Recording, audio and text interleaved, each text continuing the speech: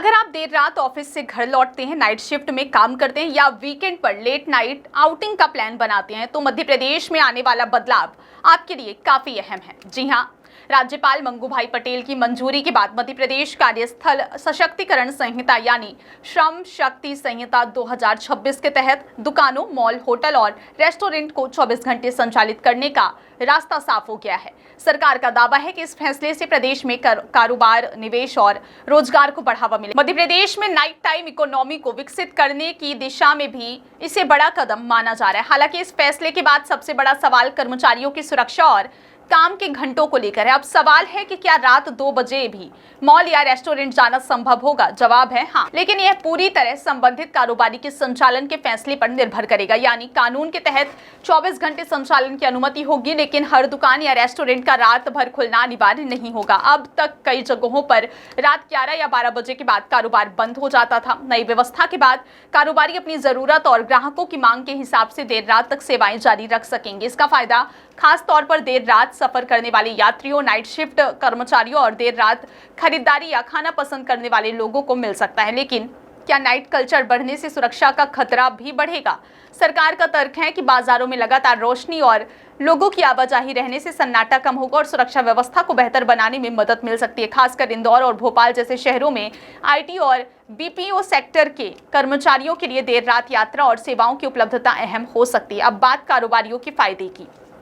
24 घंटे संचालन की अनुमति मिलने से रिटेल, होटल, रेस्टोरेंट और सर्विस सेक्टर को अतिरिक्त समय मिलेगा। इससे ग्राहकों की संख्या और कारोबार बढ़ने की संभावना है। साथ ही वन टाइम रजिस्ट्रेशन और यूनिक आईडी जैसी व्यवस्था से लाइसेंस और रिन्यूअल की प्रक्रिया आसान होने का दावा किया गया है। लेकिन कर्मचारियों के लिए भी नियम तय किए गए हैं। सबसे अहम बात यह है कि किसी कर्मचारी से सप्ताह में 48 घंटे से ज्यादा काम नहीं कराया जा सकेगा। यानी प्रतिष्ठान 24 घंटे खुला रहे, लेकिन कर्मचारियों को लगातार 24 घंटे काम नहीं करना होगा।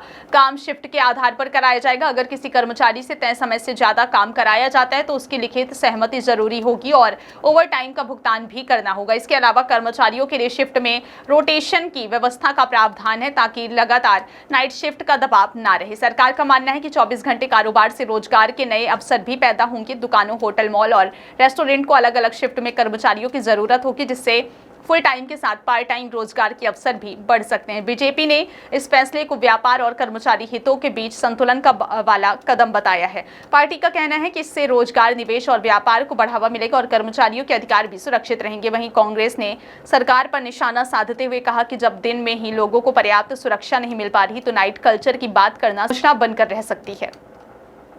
कांग्रेस का सवाल है कि रात में बाजार खोलने से पहले सुरक्षा व्यवस्था को मजबूत करना ज्यादा जरूरी है। यानी मध्य प्रदेश में 24 घंटे कारोबार की अनुमति से तस्वीर बदलने की संभावना जरूर है, लेकिन इसकी असली सफलता इस बात पर निर्भर करेगी कि सरकार सुरक्षा, कर्मचारियों के अधिकार और कारोबार, इन तीनों के बीच कितना बेहतर संतुलन बना पाती है। कुल मिलाकर मध्य प्रदेश में 24 घंटे दुकानें और प्रतिष्ठान संचालित करने की अनुमति को सिर्फ नाइट लाइफ से जोड़कर नहीं देखा जा सकता। इसका असर व्यापार, रोजगार, पर्यटन, सर्विस सेक्टर और आम लोगों की सुविधाओं पर पड़ सकता है। लेकिन इस व्यवस्था की सफलता इस बात पर निर्भर करेगी कि कारोबार बढ़ाने के साथ कर्मचारियों के अधिकार, ओवर टाइम, शिफ्ट व्यवस्था और रात की सुरक्षा को कितनी प्रभावी तरीके से लागू किया जाता है। अगर सरकार इन सभी पहलुओं के बीच संतुलन बनाने में सफल रहती है तो मध्य प्रदेश के बड़े शहरों में आने वाले समय में रात के समय भी आर्थिक गतिविधियां बढ़ती हुई नजर आ